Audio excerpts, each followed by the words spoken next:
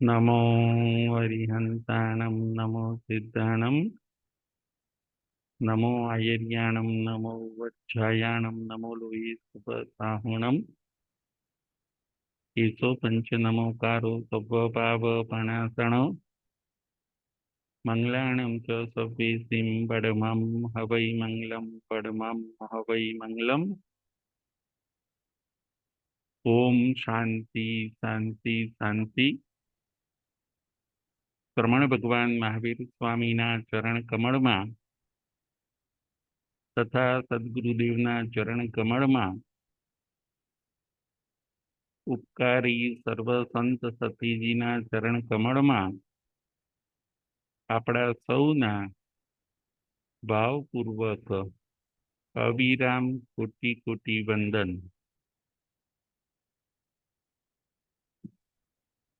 જય જિનેન્દ્ર। તારીખ 27/5/24 ધર્મકથાનું યોગ વાંચણી નંબર 22। આજની આપણી કથાનું નામ છે નેમ રાજુલની અમર ત્યાગ કથા। નેમ રાજુલની અમર ત્યાગ કથા। એ કથા ઉપર, એ વાર્તા ઉપર આજે આપણે વિચાર કરવાનો છે। 22મા તીર્થંકર નેમનાથ ભગવાન નેમ રાજુલની અમર ત્યાગ કથા। નેમ રાજુલની અમર કહાની। 22મા તીર્થંકર પ્રભુ નેમનાથ ભગવાન આ ભરત ક્ષેત્રના આ અવસરપીણી કાળના 22મા તીર્થંકર ભગવાન નેમનાથ હતા। એમના જીવન પ્રસંગ ઉપર, એમના કાર્યો ઉપર, એમના ગુણો ઉપર આજે આપણે વિચાર કરીશું। 3 ભવ પૂર્વે એમણે 20 બોલની આરાધના કરી અને એ 20 બોલની આરાધના કરતા કરતા એમણે તીર્થંકર નામ કર્મ ઉપાર્જન કર્યું। 20 બોલની આરાધના, 20 બોલની આરાધના જે કરે ઉત્કૃષ્ટ ભાવથી એ જીવ ઊંચામાં ઊંચી પુણ્ય પ્રકૃતિ તીર્થંકર નામ કર્મ બાંધે છે।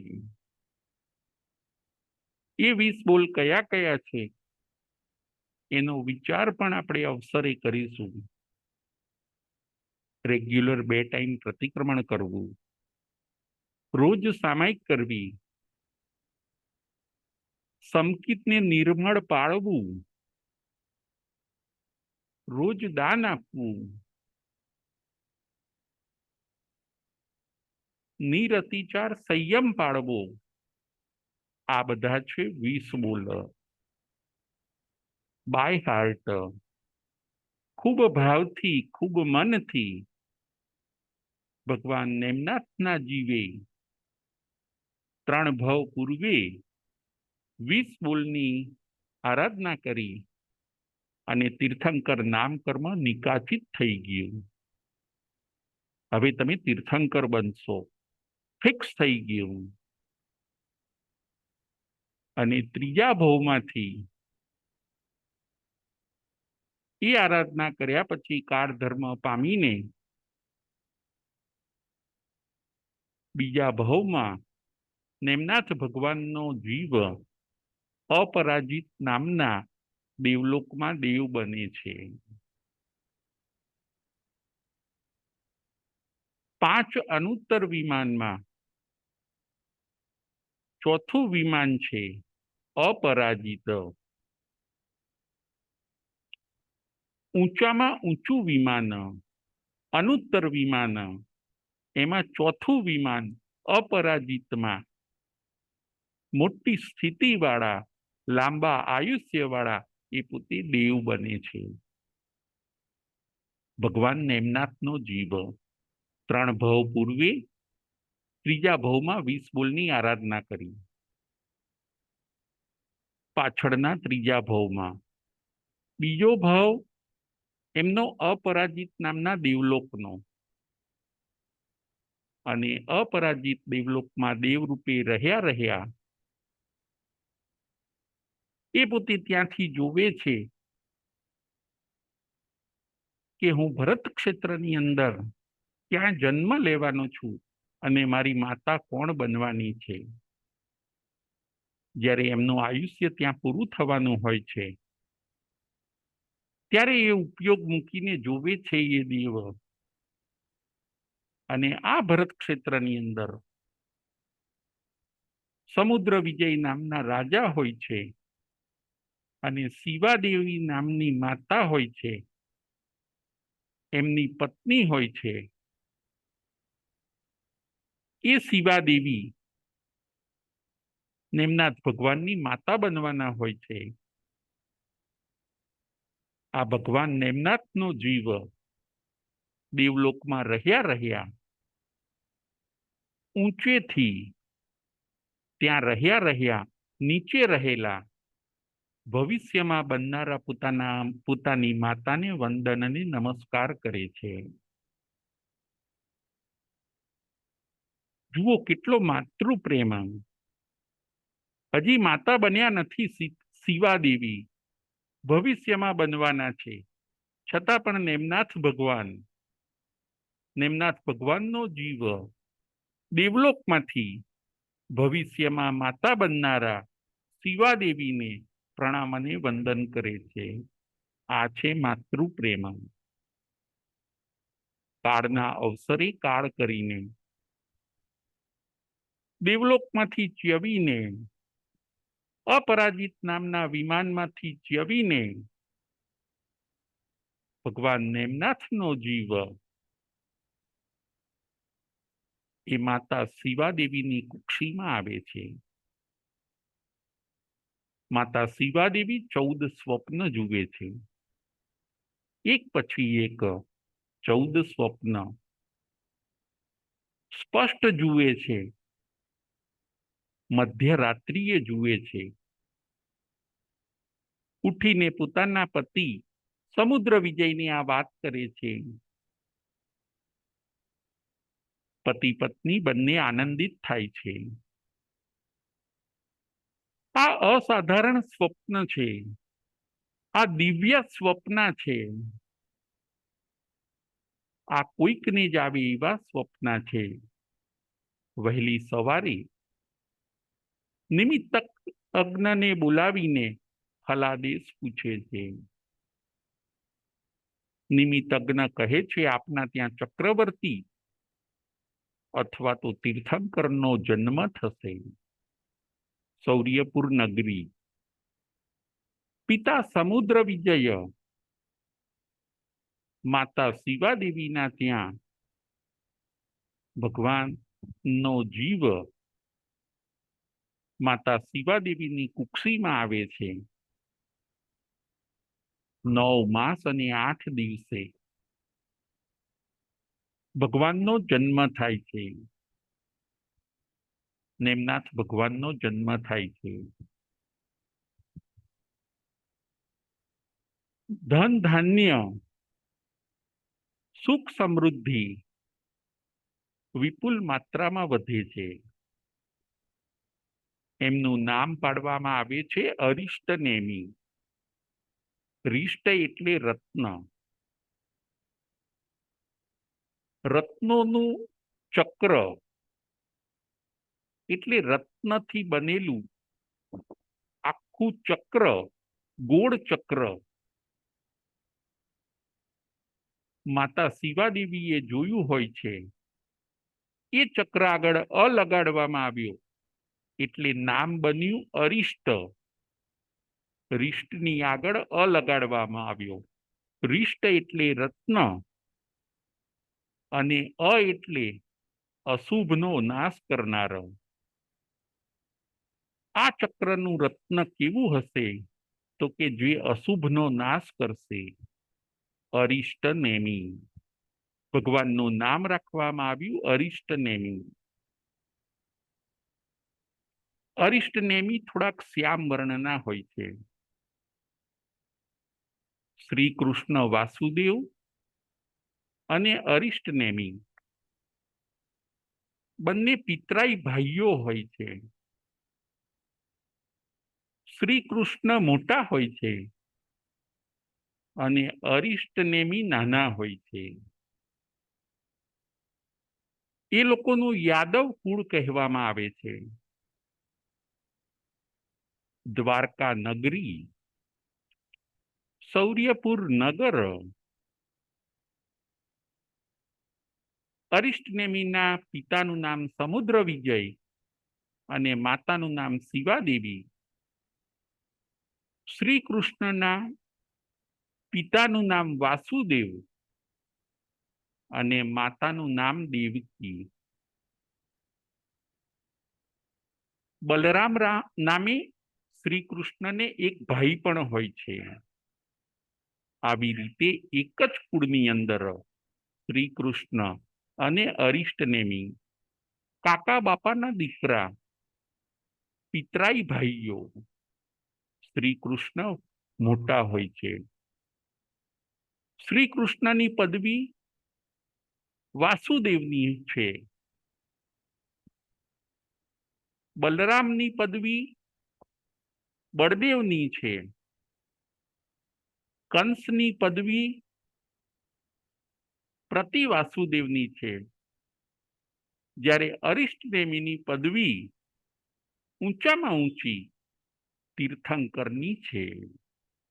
ચાર ચાર ભાઈઓ, એક જ ચાર ચાર પદવીધારી. એમાં ત્રણ ભાઈઓ તો એક જ કુટુંબમાં. સલાકા પુરુષની અંદર કંસ એક અલગ જન્મે છે, બાકી ત્રણ ભાઈઓ એક જ યાદવ કુળની અંદર જન્મે છે. શ્રી કૃષ્ણ મોટા હોય છે, અરિષ્ટ નેમી નાના હોય છે. શ્રી કૃષ્ણ પોતે વાસુદેવ છે. એ ત્રણ ખંડના અધિપતિ હોય છે. આ બાજુ અરિષ્ટ નેમી ધીરે ધીરે મોટા થાય છે. એકવાર એવું બને છે, એકવાર એવી ઘટના બને છે, રમતા રમતા અરિષ્ટ નેમી પોતે આયુધ શાળામાં જાય છે. શ્રી કૃષ્ણની આયુધ શાળામાં. આયુધ શાળા એટલે જ્યાં બધા શસ્ત્રો રાખવામાં આવતા હોય એવી આયુધ શાળામાં જાય છે, જ્યાં ઘણા બધા શસ્ત્રો પડ્યા હોય છે. ચક્ર હોય, ગદા હોય, ભાલા, બરછી. એ બધા સામાન્ય માણસ ઉચકી ન શકે. વાસુદેવ, બલદેવ જેવા મહાપુરુષો જ એ શસ્ત્રોને ઉચકી શકે. એવા શસ્ત્રો જ્યાં રહ્યા હોય છે એને આયુધ શાળા કહેવામાં આવે છે. અને એ આયુધ શાળામાં અરિષ્ટ નેમી રમતા રમતા પહોંચી જાય છે. ત્યાં શંખ પડ્યો હોય છે. એ શંખ લઈને અરિષ્ટ નેમી વગાડે છે. આખી દ્વારકા નગરી ધણધણી ઉઠી. દ્વારકા નગરીના બધા મનુષ્ય કંપવા લાગ્યા. અમુક મનુષ્ય તો મૂર્છિત થઈ ગયા. અરિષ્ટ નેમી શંખને ફૂંકે છે. શ્રી કૃષ્ણ વાસુદેવ અને એમના ભાઈ બલરામ, એમને પણ એમ થયું કે આ કોણ આવી ગયું આટલું બલ સંપન્ન, કે જેણે આપણો શંખ વગાડ્યો એ પણ ગભરાઈ ગયા, દોડતા દોડતા આયુધશાળામાં આવે છે અને જોવે છે તો એમને શ્રી કૃષ્ણ વાસુદેવે જોયું કે પોતાનો જ નાનો ભાઈ, પિતરાઈ નાનો ભાઈ અરિષ્ટનેમી જે શંખ વગાડે છે એનું આટલું બળ જોઈને શ્રી કૃષ્ણ આશ્ચર્યચકિત થઈ ગયા કે જે શંખ ખાલી હું જ વગાડી શકું, હું જ ઉચકી શકું, એ શંખ મારા ભાઈએ વગાડ્યો. એ આશ્ચર્યચકિત થઈ ગયા. હજી પણ એમની અરિષ્ટનેમીના બળની પરીક્ષા કરવા માટે એ પોતે અરિષ્ટનેમીને કહે છે કે આપણે ભુજા યુદ્ધ કરીએ. શ્રી કૃષ્ણ વાસુદેવ અરિષ્ટનેમીને કહે છે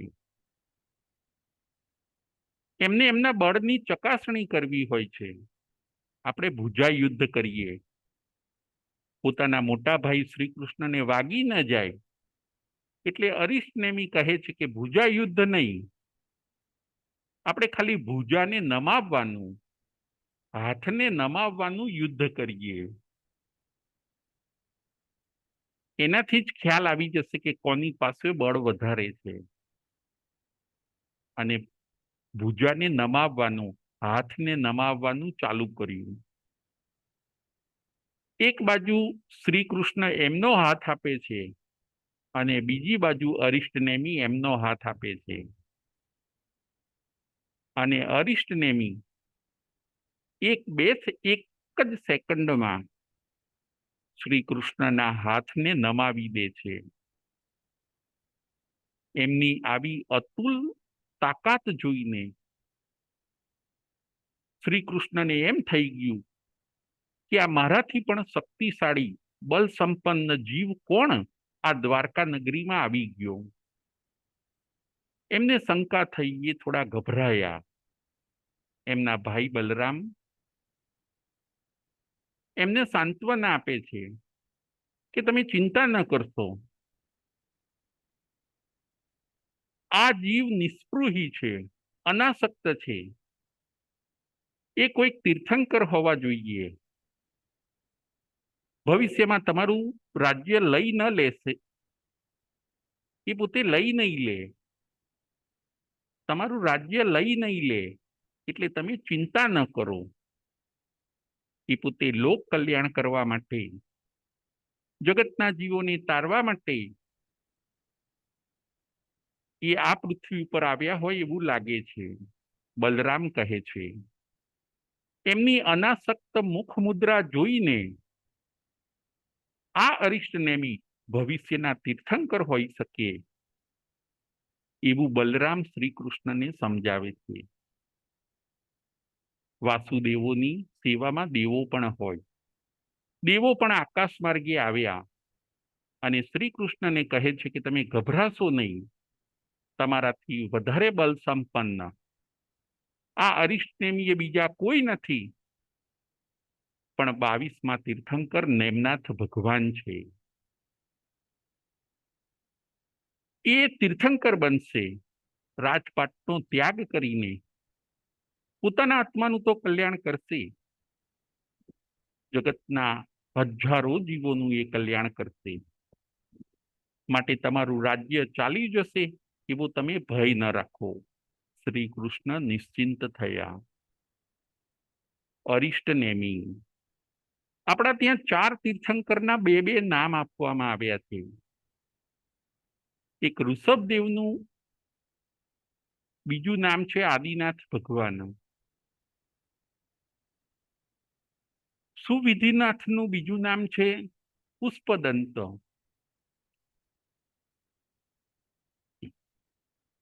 નેમનાથ ભગવાનનું બીજું નામ છે અરિષ્ટનેમી.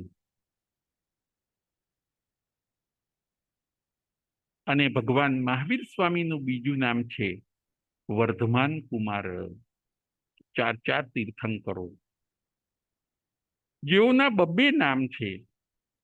બાકી બધા તીર્થંકરો એક નામથી ઓળખાય છે. આજ અરિષ્ટ નેમી મોટા થયા પછી નેમનાથ તરીકે ઓળખાવા લાગ્યા. શ્રી કૃષ્ણએ હવે એમના બળને નાથવા માટે, એમના બળને કંટ્રોલમાં લાવવા માટે પોતાની જે પટરાણી હોય છે સત્યભામા, એની નાની બહેન રાજ્યમતી સાથે અરિષ્ટ નેમિના વિવાહ કરી દીધા. સત્યભામા શ્રી કૃષ્ણની પટરાણી, એ સત્યભામાની નાની બહેન રાજ્યમતી જેનું નામ હોય છે, એની સાથે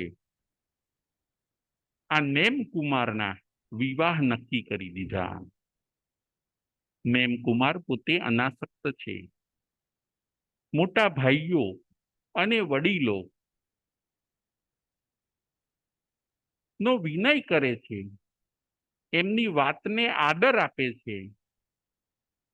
ભગવાન વિવાહની બાબતમાં મૌન રહ્યા અને વડીલોએ એમ સમજ્યા કે એમની સંમતિ છે એવું સમજીને રાજ્યમતી સાથે ઉગ્રસેન રાજાની દીકરી, ઉગ્રસેન રાજાની રાજકુમારી સત્યભામાની નાની બહેન રાજ્યમતી સાથે વિવાહ નક્કી કરી દીધા. યાદવ કુળ જાન લઈને જાય છે. યાદવ કુળ ઉગ્રસેન રાજાના ત્યાં જાન લઈને પરણવા જાય છે. નેમનાથ પોતે પણ પરણવા માટે જાય છે. જુઓ કર્મ, હોનહાર બલવાન તીર્થંકરો અનાસક્ત હોય છે. તીર્થંકર ભગવંતો જળમાં કમળવત હોય છે, એવી ઉપમા આપવામાં આવી છે કે કમળ કાદવમાં ઉગે છે ખરું, પરંતુ કાદવમાં લેપાતું નથી, કાદવથી નિર્લેપ રહે છે. એવી રીતે આ નેમનાથ પણ એ પોતે નિર્લેપ છે, અનાસક્ત છે. વડીલોનો આદર, વડીલોનું સત્કાર, વડીલોનું માનવું, જાન લઈને રાજ્યમતીને પરણવા માટે એ પોતે આગળ જાય છે. યાદવ કુળમાં આજે આનંદ છે. શ્રી કૃષ્ણ, બલરામ, બહેન સુભદ્રા, અનેક યાદવ કુળના રાજકુમારો રાજકુમારીઓ સજી ધજીને ઉગ્રસેન રાજાના ત્યાં જાય છે. ત્રણ ખંડના અધિપતિ એવા શ્રી કૃષ્ણ આખી જાનનું નેતૃત્વ કરે છે. પ્રસંગ એવો બને છે, નેમનાથ ભગવાન જાન લઈને રથમાં બેસીને જતા હોય છે અને એ રથમાં જ્યારે બેઠા હોય છે ત્યારે એમને પશુઓના અવાજ સંભળાયા, પશુઓનું આક્રંદન સંભળાયું, પક્ષીઓની ચીચિયારીઓ સંભળાઈ. ત્યાંથી પસાર થવાનું થયું. નેમકુમાર પોતે કહે છે, સારથીને પૂછે છે કે રથને રોકો, આ અવાજ શેનો છે, આ આક્રંદન શેનું છે? સામે નજર કરી, સારથીએ સામે નજર કરીને બતાવ્યું કે આ સામે પશુઓ છે, આ સામે જે બધા એનિમલ છે, આ કેજમાં પૂરેલા બધા બર્ડ છે, એ બધાનો આ અવાજ છે, એ બધા રડે છે. કેમ રડે છે? એમને રડતા જોયા. નેમકુમારે પશુઓને રડતા જોયા, પાંજરે પુરાયેલા જોયા અને ભયભીત જોયા. નેમનાથ ભગવાને પશુઓને પક્ષીઓને પાંજરે પુરાયેલા જોયા, રડતા જોયા, ભયભીત જોયા અને એમનું હૃદય કરુણાથી દ્રવી ઉઠ્યું કે એમને કેમ પૂરવામાં આવ્યા છે. જુઓ, રાજકુમાર, નેમનાથ રાજકુમાર હોય છે. દુઃખ શું કહેવાય એ ખબર નથી. કોઈ દિવસ જીવનની અંદર તડકો અને છાંયડો જોયો નથી. આંસુ શું કહેવાય, મુશ્કેલી શું કહેવાય એવી ખબર નથી. પક્ષીઓને અને પશુઓને એનિમલને ધ્રુજતા જોઈને, બૂમો પાડતા જોઈને નેમનાથ નું હૃદય દ્રવી ઉઠ્યું. કેમ અહીંયા પૂરવામાં આવ્યા છે? બીજો પ્રશ્ન સારથીને પૂછે છે. સારથી કહે છે કે આજે આપનો ભવ્ય લગ્ન સમારંભ છે. આપના વિવાહની અંદર આ પશુ પક્ષીઓનો આહાર કરવામાં આવશે અને એ આહારની મિજબાની માટે, એ આહાર માટે આ પશુ પક્ષીઓનો ઉપયોગ કરવામાં આવશે. એટલા માટે અહીંયા પૂર્યા છે. જ્યાં નેમકુમારે આ સાંભળ્યું ત્યારે એ ધ્રુજી ગયા. ત્યારે એમનું હૃદય દ્રવી ઉઠ્યું. એ સાંભળી ન શક્યા. આજે આપનો વિવાહ છે. યાદવ કુળમાં જાત જાતના ને ભાત ભાતના પકવાન પીરસાશે, ઊંચી રસોઈઓ થશે. એની અંદર આ માસૂમ પશુઓનો પણ ઉપયોગ કરવામાં આવશે. માસૂમ પશુઓ, જેમાં હરણ પણ હોય, જેમાં નાના નાના સસલા અને સસલાના બચ્ચા રેબિટ, જેમાં મરઘી પણ હોય, જેમાં અનેક પ્રકારના બર્ડ, જેમાં નાના નાના બકરીના બચ્ચાઓ, આ બધા વાડામાં પૂરેલા હોય છે. અનેક પશુઓ એના તાજા માંસથી આજે મિજબાનીઓ કરવામાં આવશે. નેમનાથ ભગવાનને આ મંજૂર ન હતું. એ જ ભવમાં પોતે તીર્થંકર બનવાના છે. તરત સારથીને કહે છે કે તમે રથને ઊભો રાખો. પહેલા વાડામાં પુરાયેલા અને પાંજરામાં પુરાયેલા બધા પક્ષીઓને છોડી મૂકો. સારથીને આજ્ઞા કરે છે. સારથી એમ કરે છે. પછી રથને પાછો વાળો. હવે આ મને મંજૂર નથી. મારે વિવાહ પણ કરવા નથી. પશુઓનો વધ પણ ન થવો જોઈએ, માટે એમને છોડી મૂકો.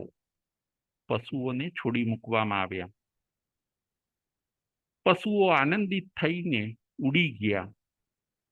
પક્ષીઓ ઉડી ગયા, પશુઓ ચાલ્યા ગયા. ભગવાન રથને પાછો વાળે છે. હજી દ્રવ્ય તીર્થંકર છે, ભાવ તીર્થંકર બન્યા નથી. નેમકુમાર પોતે સારથીને આજ્ઞા કરે છે કે મારું કર્તવ્ય કંઈક જુદું છે. હવે આ વિવાહ કરવા નથી. મારું લક્ષ્ય બીજું છે. મારે જગતના જીવોને કંઈક રસ્તો બતાડવાનો છે. મારે જગતમાંથી અજ્ઞાનનો અંધકાર દૂર કરીને આ વિશ્વને મારે પ્રકાશ આપવાનો છે. મનોમંથન આવું ચાલ્યું. જે મારે ઊંચું કામ કરવાનું છે, એના માટે જ હવે હું પ્રયાણ કરું. જે મારે ઊંચું કાર્ય કરવાનું છે, એને જ હવે હું આજથી શરૂ કરું. શા માટે બીજા નાના નાના કાર્યોમાં મારો સમય વ્યર્થ કરું? નેમકુમાર તીર્થંકર કોઈ અનુચિત કાર્ય ન કરે. એમના આખા જીવનમાં એ પોતે કોઈ અનુચિત કાર્ય ન કરે. નેમનાથ ભગવાન નેમકુમાર રથને પાછો વળાવે છે કે રથને સારથી તું પાછો વાળ. પહેરેલા ઘરેણા અને દાગીના બધા સારથીને આપી દે છે કે તે મારું આટલું કામ કર્યું એટલે આ દાગીના તારા છે. શ્રી કૃષ્ણ વગેરે કોઈ આર્ગ્યુમેન્ટ ન કરી શકે, કારણ કે તીર્થંકરનું પુણ્ય જ એવું હોય. તમે કેમ આવું કર્યું એવું પૂછવાનું સાહસ પણ કોઈ ન કરી શકે. તીર્થંકરનું પુણ્ય એવું હોય, એનો પ્રભાવ એવો હોય કે કોઈ એમની પાસે જવાબ ન માગી શકે. આજની આપણી કથાનું નામ છે 22મા તીર્થંકર નેમનાથ ભગવાન. નેમ રાજુલની અમર ત્યાગ કથા. રાજુલને ખબર પડી કે નેમનાથ ભગવાન મારા પતિ એ પોતે હવે પરણવા માટે આવતા નથી. કંઈક એવી ઘટના બની, કંઈક એવું અમંગળ બન્યું કે એ પોતે પાછા ફરી ગયા. રાજુલ પોતે હાંફળી ફાંફળી થઈને દોડતી દોડતી નેમકુમારના રથ પાસે આવે છે અને 3 પ્રશ્ન પૂછે છે. નેમકુમારને 3 પ્રશ્ન પૂછે છે રાજુલ કે તમે રથ કેમ પાછો વાળ્યો? એવું શું થયું કે તમે લીલા તોરણેથી રથને પાછો વાળ્યો? કયા 3 પ્રશ્ન પૂછે છે? પહેલો પ્રશ્ન કે તમે રથને કેમ પાછો વાળ્યો? બીજો પ્રશ્ન, હજી તો મારા હાથે મહેંદી મૂકેલી છે, એનો તમે રંગ રાખો. અને ત્રીજો પ્રશ્ન કે મારા હાથ ઉપર હજી મીંઢણ બાંધેલું છે, શણગાર સજેલા છે, એની તમે રક્ષા કરો. 3 પ્રશ્ન પૂછે છે. પહેલો પ્રશ્ન કે તમે રથને કેમ પાછો વાળ્યો? બીજો પ્રશ્ન, મારા હાથોમાં જે મહેંદી મૂકેલી છે એનું તમે માન સાચવો. અને ત્રીજો પ્રશ્ન કે મારા હાથે જે મીંઢણ બાંધેલા છે, 16 શણગાર સજ્યા છે, એની તમે રક્ષા કરો. ભગવાન જવાબ આપે છે. પહેલા પ્રશ્નનો જવાબ આપે છે કે તમે તોરણોથી રથ કેમ પાછા વાળ્યા? રાજુલ પોતે પૂછે છે. નેમકુમાર પોતે કહે છે કે હે રાજુલ, પશુઓના પુકાર સુણીને મારું હૃદય દ્રવી ગયું. હું ભલે જાન લઈને આવ્યો હોઉં છું, પરંતુ જ્યારે મેં પશુઓનો પુકાર સાંભળ્યો, એમને દુખી જોયા અને મારું મન બદલાઈ ગયું. એટલે મેં મારા મનમાં વૈરાગ્ય આવ્યો અને એટલે મેં રથને પાછો વાળ્યો છે. પહેલા પ્રશ્નનો ઉત્તર. બીજો પ્રશ્ન છે કે મારા હાથે મહેંદી મૂકેલી છે, એનું તો તમે માન રાખો. એનો જવાબ નેમનાથ ભગવાન આપે છે કે હે રાજુલ, થોડા સ્વાર્થ માટે ઘણા બધા જીવોની હિંસા થશે. હે રાજુલ, આપણા થોડા સ્વાર્થ માટે ઘણા બધા જીવોની હિંસા થશે. માટે ગઢ ગિરનાર તમે ચાલો. તમે મારી સાથે ગિરનાર ઉપર ચાલો. આપણે આ હિંસા કરવી નથી. એટલે મેં રથ પાછો વાળ્યો. રાજુલ હવે ત્રીજો પ્રશ્ન કરે છે કે મારા હાથે મીંઢણ બાંધેલા છે, મારા હાથે દોરા બાંધેલા છે, અને મેં 16 શણગાર સજ્યા છે, એનું તો તમારે માન રાખવું જોઈએ. નેમકુમાર પોતે કહે છે કે હે રાજુલ, જૂઠી કાયા, જૂઠી માયા અને એનાથી પણ આગળ જૂઠો ઘર સંસાર. હે રાજુલ, તું વિચાર કર, જૂઠી કાયા, આ કાયા કેવી છે? જૂઠી છે, નાશવંત છે. કાયા એટલે શરીર. ભલે એના ઉપર શણગાર સજવામાં આવે, પરંતુ જૂઠી કાયા, જૂઠી માયા, આ પરિવારની માયા, એ બધી પણ જૂઠી છે, સ્વાર્થની છે. આખો ઘર સંસાર જૂઠો છે. એવું જાણીને હે રાજુલ, મેં રથને પાછો વાળ્યો છે. રાજુલ પણ સમજી જાય છે. રાજુલ 3 પ્રશ્ન કરે છે. નેમકુમાર એના 3 જવાબ આપે છે. નેમકુમાર પોતે કહે છે, તમે ગિરનાર ચાલો, મારી સાથે ગઢ ગિરનાર આવો, ત્યાં આપણે આત્મકલ્યાણ કરીશું અને આપણે મોક્ષે જઈશું.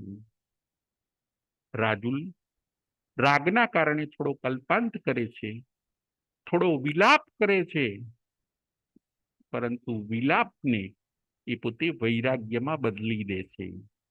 નેમકુમાર જાન લઈને પાછા ફરે છે. એ પોતે દ્વારકા નગરી જાય છે. આ બાજુ રાજેમતીને એમના માતા પિતા સમજાવે છે કે તમે નેમકુમારને હવે મનમાંથી કાઢી નાખો. તમે ક્યાં લગ્ન કર્યા છે? બીજા રાજકુમાર આપણને મળી રહેશે. રાજ્યમતી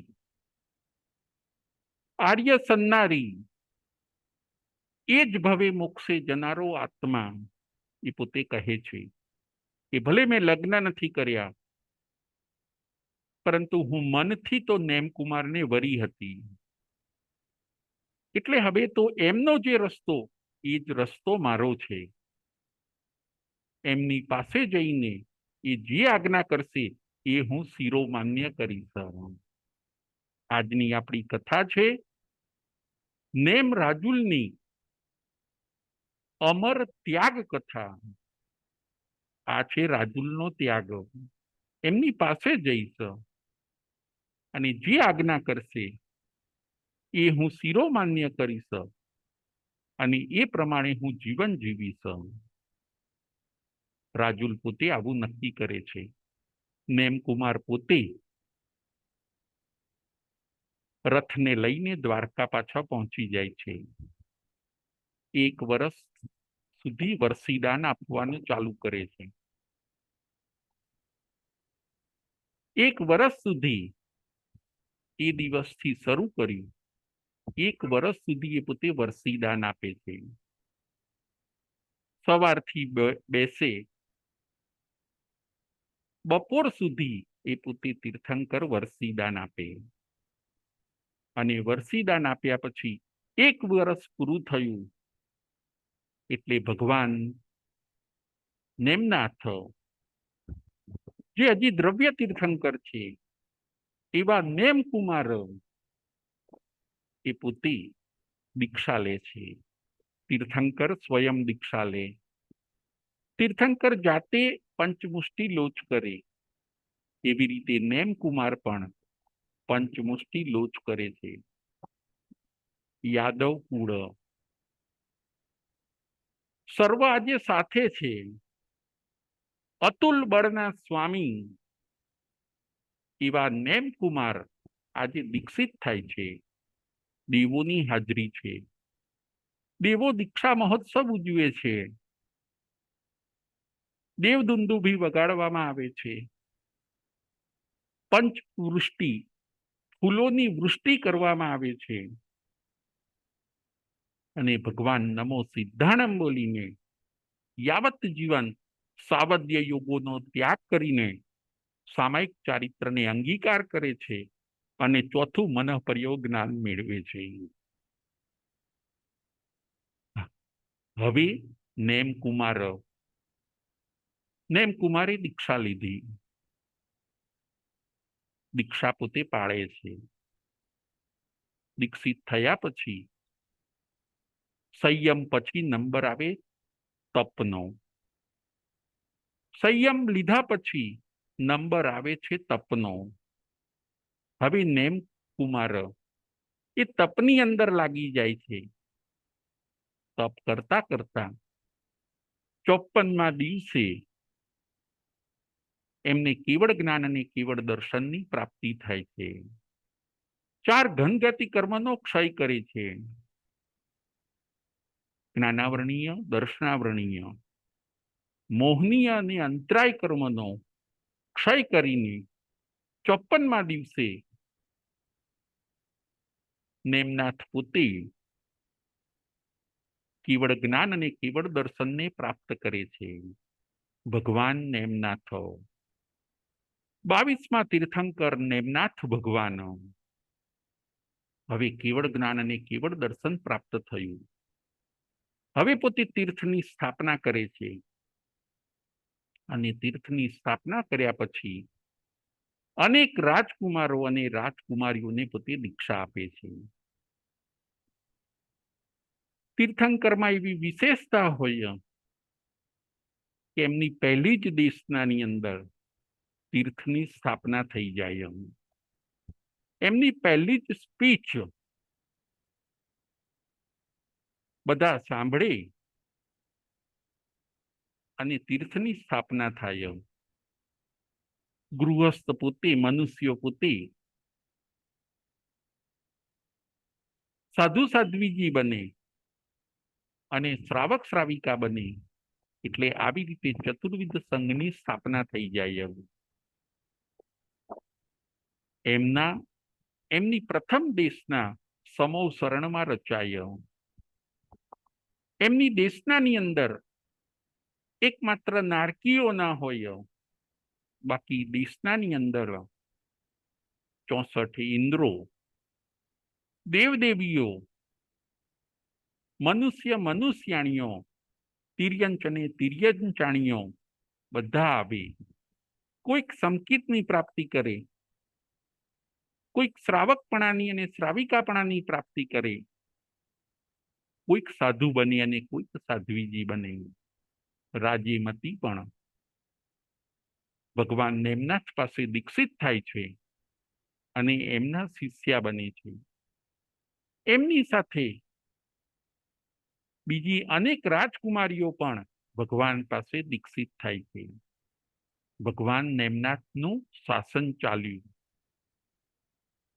21મા નમીનાથ પછી 22મા નેમનાથ ભગવાન ક્યારે થયા એ પ્રશ્નનો આપને જવાબ આપું.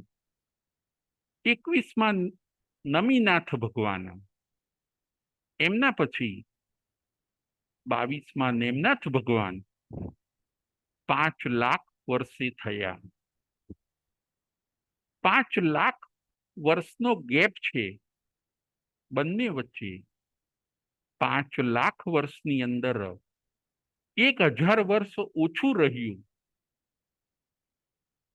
એટલા સમયમાં 21મા નમીનાથ પછી 22મા નેમનાથ ભગવાન થયા. નેમનાથ ભગવાનની વિશેષતા. નેમનાથ ભગવાનની વિશેષતા એ છે કે જ્યારે નેમનાથ ભગવાનનું નામ કહીએ ત્યારે એમની સાથે રાજુલ લાગે. નેમ રાજુલ. જો તીર્થંકરો તો બધા થયા, પરંતુ નેમનાથ ભગવાનની વિશેષતા એ છે કે એ પોતે બાલ બ્રહ્મચારી હોય છે. એ પોતે અવિવાહિત હોય છે. અને બીજું કે એ પોતે રાજા બન્યા હોતા નથી. 2 તીર્થંકર, 24 તીર્થંકરમાં 2 તીર્થંકર એવા હોય છે કે જે અવિવાહિત હોય છે. કયા 2 તીર્થંકર? એક 19મા મલ્લીનાથ ભગવાન અને બીજા 22મા નેમનાથ ભગવાન. આ 2 જણ અવિવાહિત હોય છે. બધા તીર્થંકરો રાજા પણ ઘણી વાર બન્યા હોય છે, કેટલાય વર્ષ રાજ્ય ચલાવ્યું, પછી દીક્ષિત થયા. જ્યારે આ બે તીર્થંકરે એવું કર્યું હતું નથી. એ લોકો રાજા બન્યા નથી. કુમાર અવસ્થામાં જ એ લોકો દીક્ષિત થયા.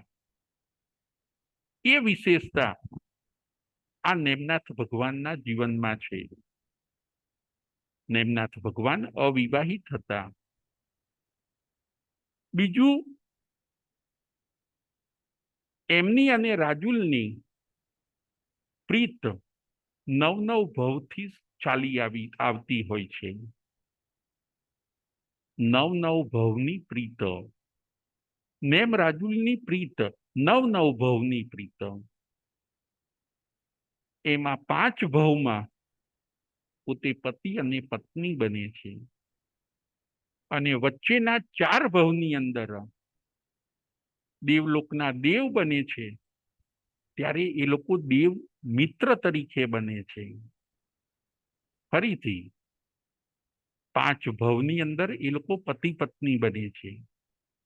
5મા ભવમાં અવિવાહિત રહે છે, અને વચ્ચેના જે 4 ભવ ખરા દેવલોકના, એમાં દેવ બને છે બંને જણ, પણ પરસ્પર મિત્રતા હોય, ગાઢ મિત્રતા હોય એવા દેવ બને છે. નવ નવ ભવની પ્રીત, નેમ રાજુલની નવ નવ ભવની પ્રીત. આ નેમનાથ ભગવાન, એમણે આપણને સંદેશો આપ્યો, અહિંસા પરમો ધર્મ. જુઓ, પશુઓનો પોકાર સુણ્યો, અને એમને દયાના ભાવ આવી ગયા. પશુઓની રક્ષા કરવા માટે એમણે પોતાનો સ્વાર્થ ગૌણ કરી દીધો. એમનું જીવન શું બતાવે છે? કે જીવદયા ધર્મ મહાન છે. કોઈ જીવોને તમે દુઃખી જુઓ તો તમારે એને સુખ આપવાનું. સારથી પાસે બધા જીવોને છોડાવી દીધા. વાડામાં પુરાયેલા પશુ પક્ષીઓને છોડાવી દીધા. જીવદયા ધર્મ મહાન. કોઈ દુઃખી કેવી રીતે હોવું જોઈએ? જો આપણું પુણ્ય ચાલે તો આપણે દરેકને સુખ આપવાનું. ભગવાનનું જીવન, ભગવાને કરેલો આ પ્રયત્ન આપણને એ સંદેશો આપે છે કે જીવોની તમે રક્ષા કરો. જીવદયા ધર્મ મહાન. છકાય જીવની તમે દયા પાડો. પૃથ્વી કાય, અપકાય, દેવકાય, વાયુકાય, વનસ્પતિકાય, ત્રસકાય. આ છે 6 કાય. કોઈ જીવ આપણાથી મરવો ન જોઈએ. કોઈના મૃત્યુમાં આપણે નિમિત્ત ન બનવું જોઈએ. કોઈના દુઃખમાં આપણે નિમિત્ત ન બનીએ, એનું આપણે ધ્યાન રાખવું જોઈએ. નેમનાથ ભગવાનનો સંદેશ. કોઈના દુઃખમાં તમે નિમિત્ત ન બનો, અને દરેકના સુખમાં તમે નિમિત્ત બનો. આ છે ભગવાન નેમનાથનો સંદેશ.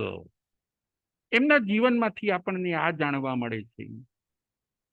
જુઓ, જીવદયા માટે ભગવાન નેમનાથે પોતાનો સ્વાર્થ પણ ગૌણ કરી દીધો, પોતાનું સુખ પણ ગૌણ કરી દીધું.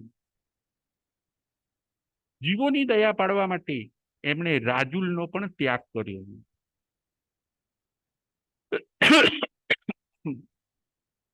કે તમે તીર્થંકર પોતે એ બતાવે છે કે સ્વાર્થ ખાતર હિંસા ન થાય, પરંતુ સ્વાર્થનો ત્યાગ કરીને આપણે અહિંસાનું પાલન કરવું જોઈએ. ભગવાન નેમનાથે સ્વાર્થનો ત્યાગ કર્યો, સંસારનો ત્યાગ કર્યો, અને સર્વ જીવોને સુખનો રાહ બતાવ્યો. પાંજરામાં પુરાયેલા જીવોને અભયદાન આપ્યું. દાણાણ શેઠમ અભય પયાણમ. અભયદાન શ્રેષ્ઠ છે. આપણા ત્યાં દાનના 4 પ્રકાર બતાવવામાં આવ્યા છે. એક છે અભયદાન, બીજું છે સુપાત્ર દાન, ત્રીજું છે અનુકંપા દાન અને ચોથું છે ઉચિત દાન અને પાંચમું છે જ્ઞાનદાન. એમાં પ્રથમ બતાવ્યું અભયદાન. આપણા તરફથી કોઈને ભય ન રહે એને કહેવાય છે અભયદાન. ભગવાને જીવોને મુક્ત કર્યા. એ લોકો ભયમાં હતા, એમને મુક્ત કર્યા, અભય બનાવ્યા. આ અભયદાનનો સંદેશ આપણને ભગવાન નેમનાથ આપે છે. આપણે પણ જગતના જીવોને અભયદાન આપીએ. ભગવાન નેમનાથના સંદેશને જો ઝીલવો હોય, એમના સંદેશને જો આપણા જીવનમાં ઉતારવો હોય, તો આપણે પણ જગતના જીવોને અભયદાન આપીએ. જીવદયા પાડવાનું ચાલુ કરીએ. હલતા ચાલતા ઉઠતા બેસતા આપણાથી કોઈ જીવ મરી ના જાય એનું આપણે ધ્યાન રાખીએ. અહિંસા પરમો ધર્મ, દાનાણ શેઠમ અભય પયાણમ. બધા દાનોમાં અભયદાન શ્રેષ્ઠ છે. બીજું સુપાત્ર દાન, સંત સતીજીને વહોરાવવું એ સુપાત્ર દાન છે. સાધર્મિકને આપવું એ સુપાત્ર દાન છે. ત્રીજું છે અનુકંપા દાન, ગરીબને આપવું, પશુ પક્ષીઓને આપવું એ છે અનુકંપા દાન. ઉચિત દાન, કોઈને હિંમત આપવી, કોઈને સલાહ આપવી, કોઈને સાહસ આપવું, કોઈને શરણ આપવું, આ બધું છે ઉચિત દાન. અને પાંચમું છે જ્ઞાનદાન. આપણી પાસે રહેલા જ્ઞાનનું દાન આપવું, બીજાને શીખવાડવું, એ પણ છે જ્ઞાનદાન. ભગવાને પાંચે પાંચ દાન કર્યા. તીર્થંકરો પોતે પાંચે પાંચ દાન કરે. પરમ પુણ્યશાળી જગતમાં જો કોઈ પણ હોય તો એ તારક તીર્થંકર, વિશ્વ વિભૂતિ એવા તીર્થંકર ભગવંતો છે. એમણે આ જગતને અહિંસા, સત્ય, અચૌર્ય, બ્રહ્મચર્ય અને અપરિગ્રહનો સિદ્ધાંત બતાવે છે. જીવો અને જીવવા દો.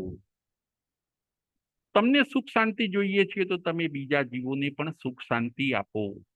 તારક તીર્થંકર ભગવંતો, એમના ઉપદેશને આપણે ગ્રહણ કરવાનો છે. આપણે એમના વારસદાર છીએ. એમણે આપેલા જ્ઞાનને આપણે સમજવાનું છે અને જીવનની અંદર ઉતારવાનું છે. અભયદાનનો શ્રેષ્ઠ સંદેશો આપણને નેમનાથ ભગવાને આપ્યો છે. રાજુલે પણ શ્રેષ્ઠ સંદેશો આપ્યો છે. પતિના પગલે પગલે રાજુલ ચાલ્યા. આદર્શ નારી, ભારતીય સન્નારી, જેનામાં લજ્જા હોય, જેનામાં શીલ હોય, સંસ્કાર હોય, પતિના પગલે પગલે ચાલે, સંયમ હોય, ધર્મ હોય, મર્યાદા હોય અને બંને કુળની શોભાને જે સાચવી જાણે, બંને કુળની શોભાને જે વધારી જાણે અને આત્માનું કલ્યાણ કરી જાણે, એવું આપણને રાજુલ પાસેથી જાણવા મળે છે.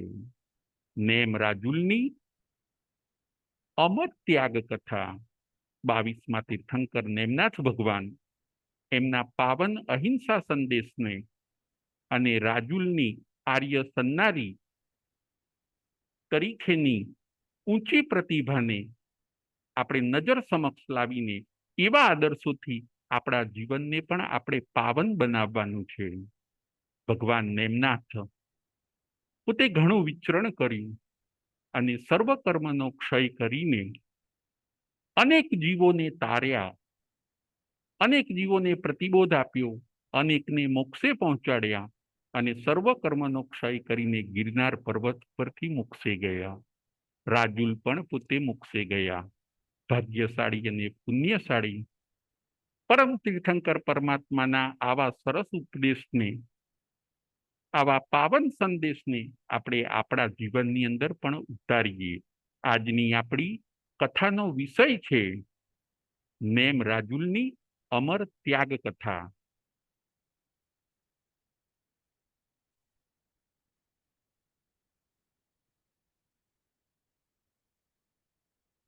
પ્રશ્નોત્તરી.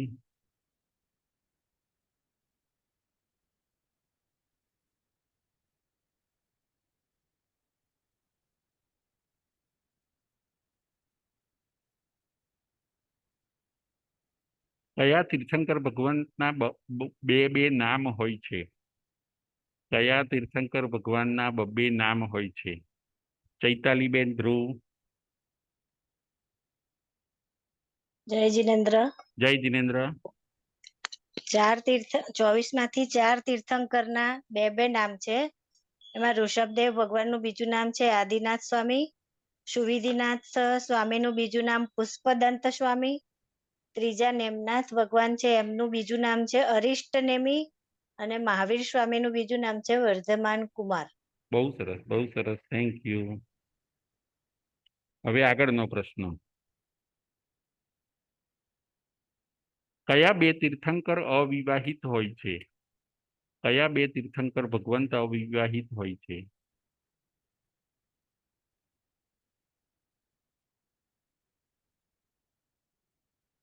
કયા બે તીર્થંકર અવિવાહિત હોય છે? પ્રદીપભાઈ મહેતા.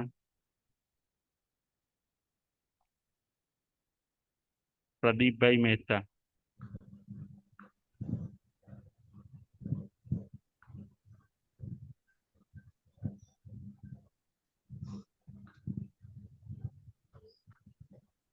પ્રદીપભાઈ મહેતા.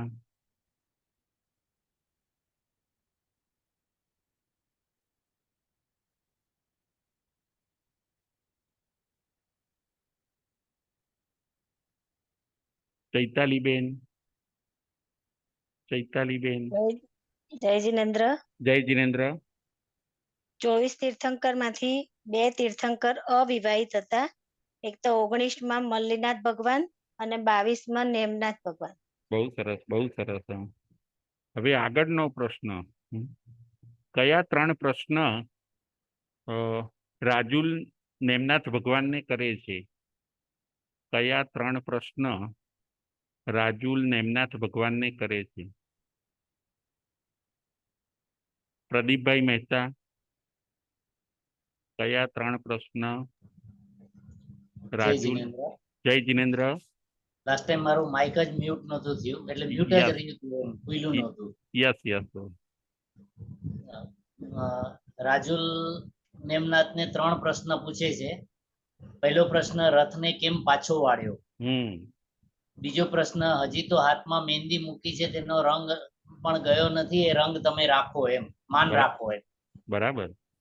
ત્રીજો પ્રશ્ન છે, હાથ ઉપર મીંડણ બાંધેલો છે અને 16 શણગાર જે સજેલા છે એની રક્ષા કરો.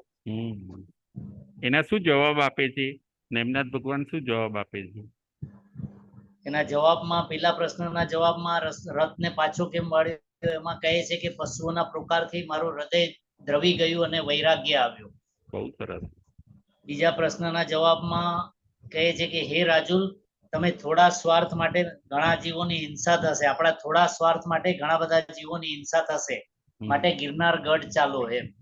બહુ સરસ.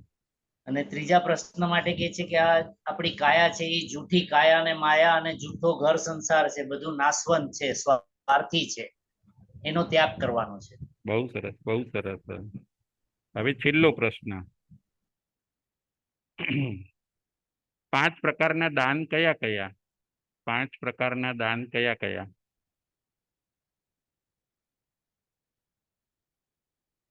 ચૈતાલીબેન. કલ્પનાબેન. કલ્પનાબેન. જય જિનેન્દ્ર. જય જિનેન્દ્ર. પેલું અભયદાન, બીજું સુપાત્ર દાન, ત્રીજું અનુકંપા દાન, ચોથું ઉચિત દાન અને 5મું જ્ઞાનદાન. બહુ સરસ, બહુ સરસ. ભગવાન નેમનાથે કયું દાન આપ્યું? જીવોને કયું દાન આપ્યું ભગવાન નેમનાથે? અનુકંપાદાન, અનુકંપાદાન અને અભયદાન. અભયદાન. હા હા, ભયમાંથી મુક્ત કર્યા ને, એમને ભયમાંથી મુક્ત કર્યા. હા હા બરોબર. ખ્યાલ આવ્યો? હા હા હા બરોબર. જય જિનેન્દ્ર, જય મહાવીર.